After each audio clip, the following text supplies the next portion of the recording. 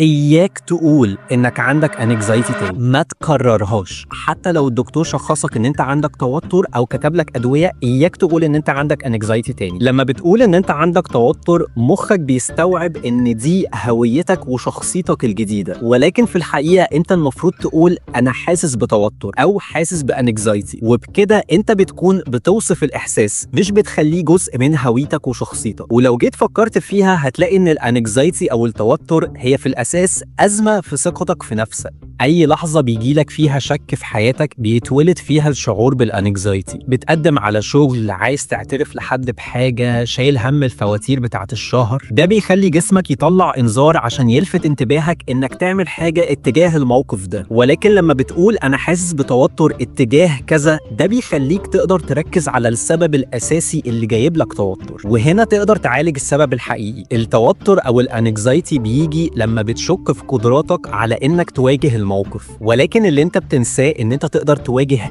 اي موقف في حياتك من خلال افكارك وافعالك اللي انت بتاخدها بناء على افكارك. وافتكر ان التوتر مش جزء منك، التوتر اشارة انك تقدر تواجه التحدي اللي انت داخل عليه. فالمرة الجاية اللي تحس بيها بتوتر، خليك فاكر ان افكارك هي مصدر قوتك الحقيقي، وان انت دايما تقدر تتحكم فيها.